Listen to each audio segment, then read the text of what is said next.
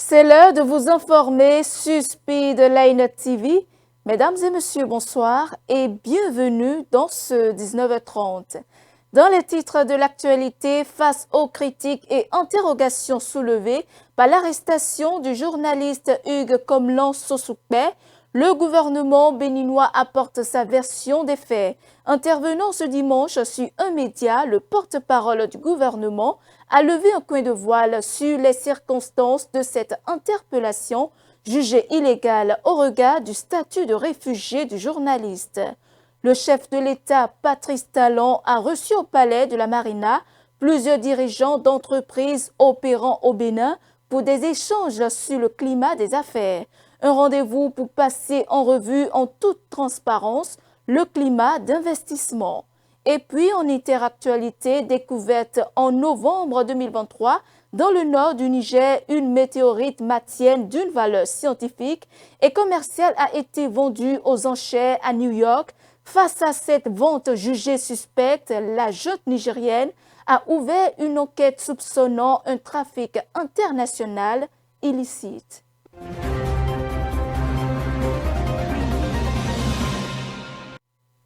Première réaction officielle au Bénin sur l'affaire Komlan Hugues Sossoukpe, le porte-parole du gouvernement Wilfried Léandre Houmbéji s'est prononcé sur l'arrestation du journaliste en Côte d'Ivoire. Dans un entretien accordé à un média, le secrétaire général adjoint du gouvernement a étalé une kyrielle de reproches contre l'activiste, suivant un extrait de ses propos dans cet élément. Premièrement, avant qu'il ne prenne le large, c'est un particulier, un chef d'entreprise qui avait porté plainte contre lui pour des écrits négatifs à l'encontre de sa structure. C'est d'abord ça. Parce que quand il y a une situation que les gens disparaissent, on dit oui, c'est parce que le pouvoir les cherche. Non, au départ, c'était pas nous. Et puis c'est après qu'il s'est mis à écrire tout ce qu'il voulait. Votre serviteur en a subi les frais. Mais ça, c'est pas le plus important. Moi, ce qui m'intéresse le plus, c'est ce que on est capable de répandre sur son pays, sur nos forces armées béninoises, sachant très bien par ailleurs que c'est faux, qu'on est dans la manipulation, qu'on est dans les outrances. Et là-dessus, je suis quand même sidéré que les donneurs de leçons qui aujourd'hui veulent nous parler des conditions dans lesquelles il a été arrêté, de ce que la liberté d'expression serait malmenée, je suis sidéré que ces donneurs de leçons ne s'attardent pas un seul instant sur les états de service de l'intéressé pour dire au fond, et je crois que ce serait beaucoup plus crédible de leur part, pour dire au fond, celui que nous voulons défendre a commis des erreurs, a commis des fautes même. Nous demandons pardon, mais nous demandons à la justice d'être indulgente avec lui. C'est une approche qui, de mon point de vue, aurait déjà l'avantage de dire, bon, eux-mêmes ils reconnaissent, à la limite, vous ne le faites pas. Vous ne vous mettez pas à la place de toutes les personnes, de toutes les institutions qui ont pu subir les affres, la calomnie, les outrances de ce monsieur. Et puis, vous voulez juste donner des leçons pour dire la liberté d'expression est menacée parce qu'on a pris quelqu'un qui commet des fautes tous les jours et des plus graves. L'une des toutes dernières salves en date, vous n'avez pas oublié que c'est quelqu'un qui, un jour sur les réseaux sociaux, a entrepris de nous faire vivre en direct une attaque terroriste qui n'existait que dans son imagination. En direct, une attaque terroriste. Vous imaginez? Donc, quand vous faites l'apologie du terrorisme, parce que chaque fois qu'il y a eu des cas, on voit les écrits des uns des autres, vous faites l'apologie du terrorisme. Vous empêchez même les forces de défense et de sécurité d'être concentrées, d'avoir le moral pour aller à leur travail difficile, s'il en est, de défendre l'intégrité du territoire et de nous permettre à tous d'être en sécurité, d'être dans la quiétude dans le pays. Vous ne faites rien de tout ça. Et aujourd'hui, on veut donner des leçons. Je vais finir là-dessus en disant que si ces personnes-là, je vous ai dit, je suis sidéré, mais en même temps, si ces personnes n'arrivent pas à se mettre à la place des autres, des victimes, pour apprécier à leur juste valeur les écrits de notre compatriote, mais veulent être juste dans la posture de la défense au nom des principes, je leur dis que si elles font ça, ces personnes-là, elles se mettent par conséquent elles-mêmes en position demain de subir les mêmes agressions par les réseaux sociaux de la part de personnes qui n'auraient rien d'autre contre elles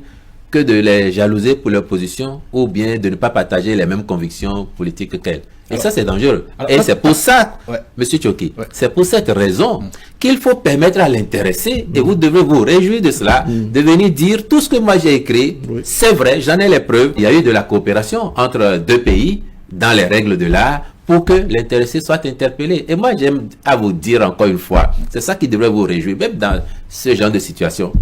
Celui qui, avec cet activisme débordant et malsain, estime qu'il est dans la vérité, il aurait pu lui-même s'offrir pour dire, moi j'ai crié, vous me mettez en cause, vous me mettez en cause chaque fois, vous me critiquez, moi je suis prêt à vous apporter les preuves de ce que j'écris, donc je m'offre à la justice de mon pays pour m'en expliquer. Maintenant, si ça n'est pas le cas, et qu'on l'y amène, vous devez tous vous réjouir de l'opportunité qui lui est donnée, et tous ceux qui se sont rincés les yeux en le lisant doivent se dire, enfin, ce bonhomme va venir nous donner toutes les preuves et ceux qui disent le contraire iront se cacher.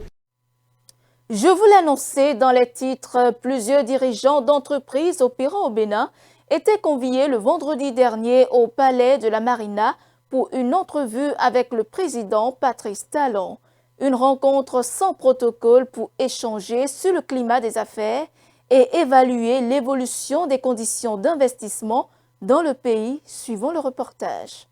C'est dans une ambiance détendue et empreinte de dialogue que le président Patrice Talon a reçu au Palais de la Marina plusieurs dirigeants des entreprises du secteur privé, banquiers, industriels, prestataires de services ou encore acteurs du secteur des infrastructures ont pris part à cette rencontre informelle. Objectif, consolider une collaboration dynamique en faveur d'un environnement propice aux investissements et à une croissance partagée. J'ai souhaité échanger avec vous de manière conviviale, sans stress. Moi, j'ai le bonheur de constater que sur ces 5, 6, 7 dernières années, le Bénin progresse bien et donne un signal de progrès.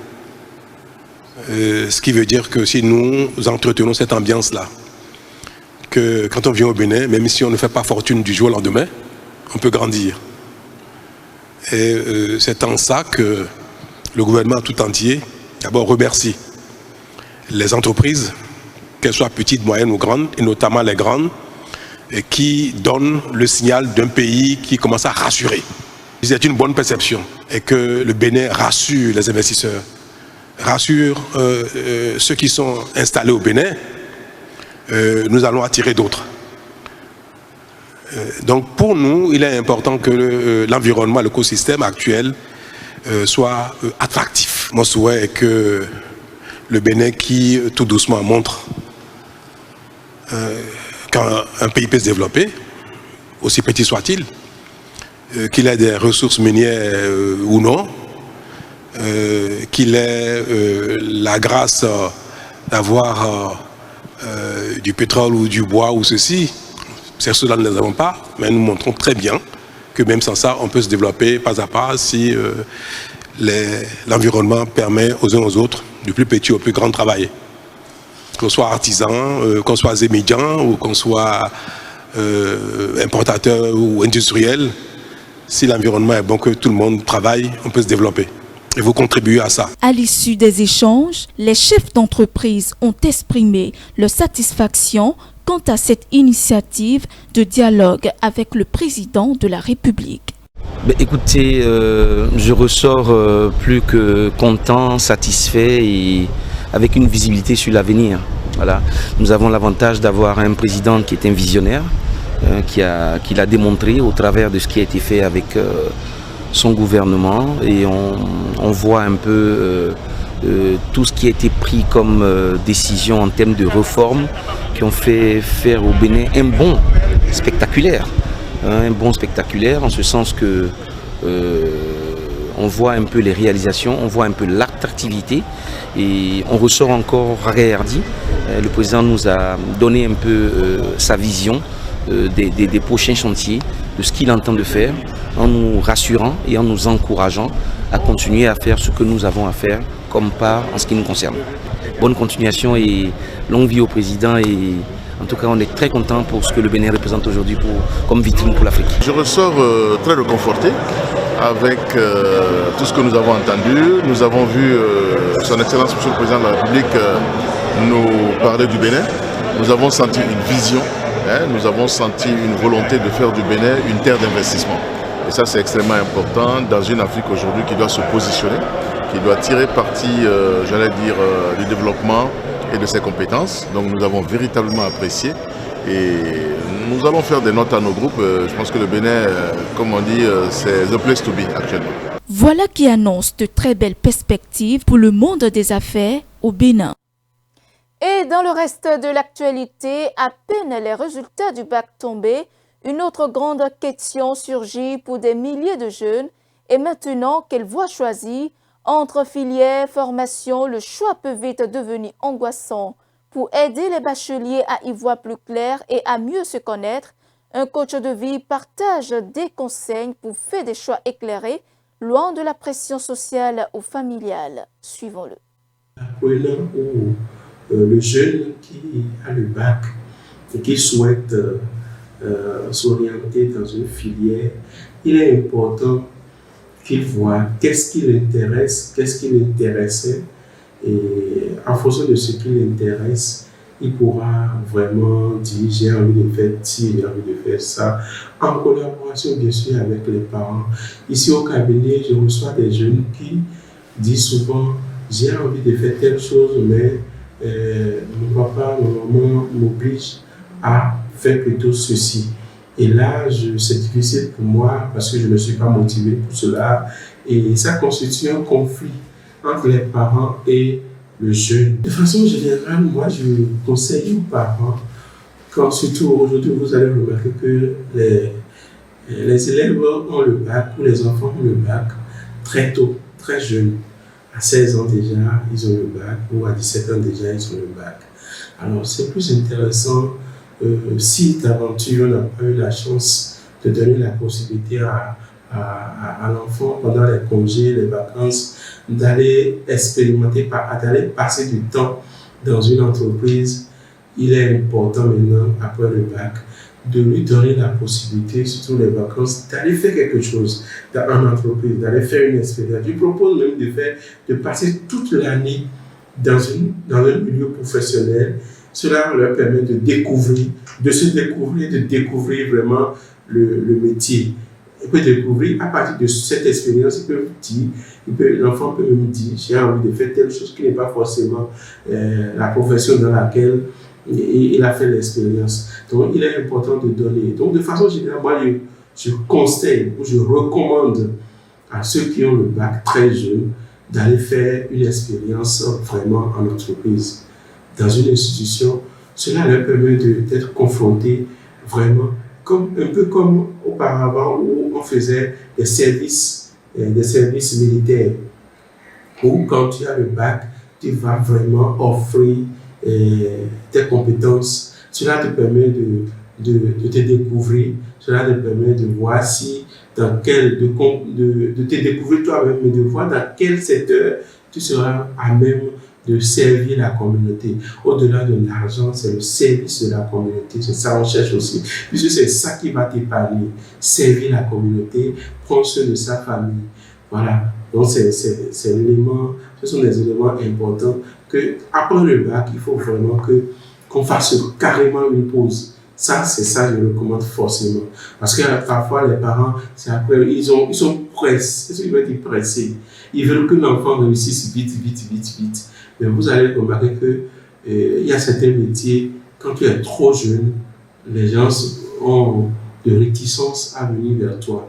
Des métiers de conseil comme la psychologie, quand tu es trop jeune, les gens hésitent ou sont un peu réticents par rapport au service que tu offres. Et quand vous choisissez, je dis aux apprenants, ceux qui ont eu fraîchement le bac, quand vous choisissez parce que les autres ont choisi, vous voulez faire comme les autres, c'est que ça va vous rattraper tôt ou tard. J'ai accompagné des gens qui, à 10 ans, 15 ans, à 15 ans de leur profession, ils n'ont plus vraiment l'énergie pour continuer à faire la même profession. Ils ont demandé à démissionner pour aller faire ce qui les intéresse. Les néo-universitaires, je leur recommande d'aller faire des expériences vraiment en institution, en entreprise. Voilà. Et durant ce temps, ils peuvent même faire de brèves formations professionnelles pour se brosser un peu, pour confronter un peu leur envie, leur personnalité, leur talent à diverses professions, à divers métiers et pouvoir vraiment se poser. Et l'année prochaine, ils pourront vraiment faire un choix adéquat par rapport à leur personnalité et par rapport à leur vision de la vie. Nous poursuivons donc ce journal avec l'actualité hors du Bénin, plus précisément au Niger. Le gouvernement a décidé d'entamer une enquête afin d'élucider les circonstances de l'arrivée d'une météorite d'origine martienne à une vente aux enchères aux États-Unis. Les autorités suspectent en effet un possible trafic international illicite. Le reportage. Les militaires au pouvoir au Niger ont annoncé l'ouverture d'une enquête après la vente aux enchères d'une météorite martienne découverte dans la région d'Agadez, dans le nord du pays, en novembre 2023. La roche, qui pèse 24,67 kg, est classée parmi les objets les plus rares du système solaire. La maison de vente aux enchères de luxe Sotheby's l'a présentée comme la plus grosse météorite martienne jamais trouvée sur Terre. Elle a été adjugée pour près de 5 millions de dollars, taxes comprises, lors d'une vente aux enchères organisée à New York. Les autorités nigériennes se sont dites préoccupées par les circonstances entourant cette transaction, évoquant les signes d'un possible trafic international illicite. Le gouvernement a donc exhorté les ministres des Mines, de l'Enseignement supérieur, de la Sécurité publique et de la Justice à diligenter des investigations pour faire toute la lumière sur cette affaire.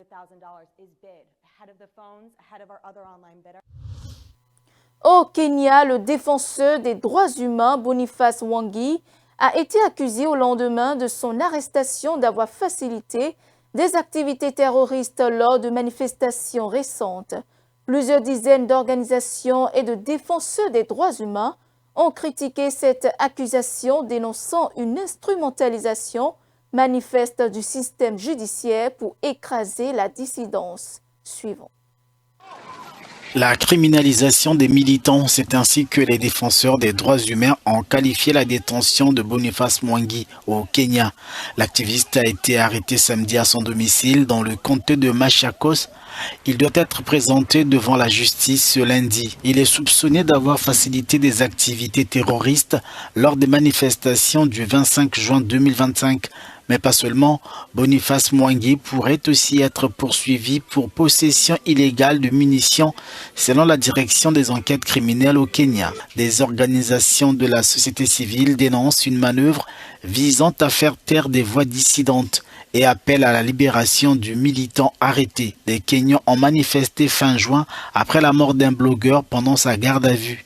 Mais en réalité, la manifestation visait à dénoncer une nouvelle fois la corruption et les brutalités policières dans le pays. Elle avait fait au moins 19 morts, selon la Commission nationale de défense des droits de l'homme au Kenya.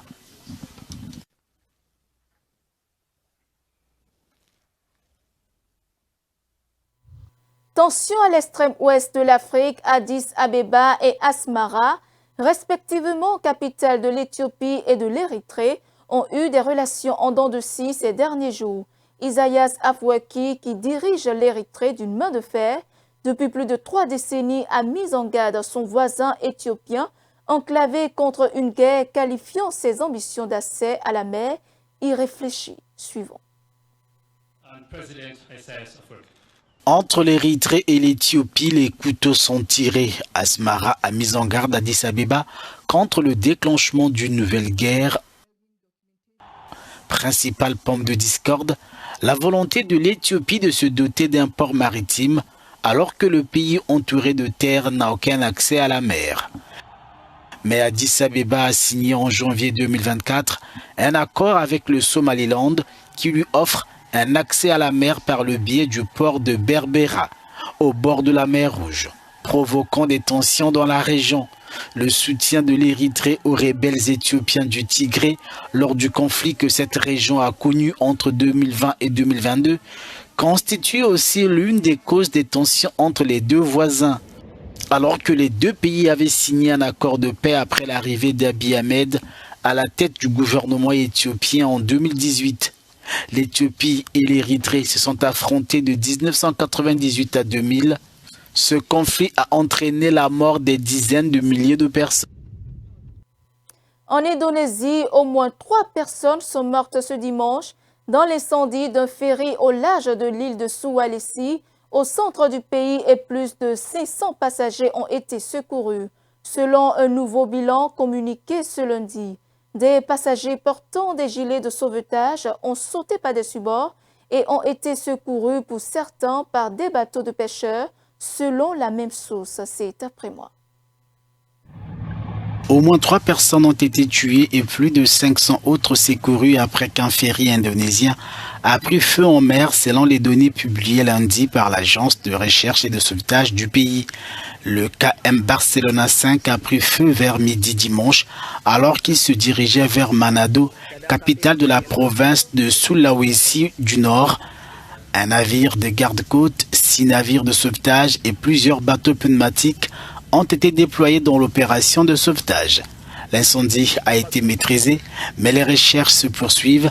Le ferry a une capacité de 600 places, mais le manifeste n'indiquait initialement que 280 passagers et 15 membres d'équipage. Ce que conteste l'Agence nationale de sauvetage qui affirme avoir secouru au moins 560 personnes. Des accidents de ferry sont récurrents en Indonésie en raison du non-respect des règles de sécurité. Début juillet, un ferry a coulé près de l'île balnéaire de Bali, faisant au moins 19 morts et 16 disparus.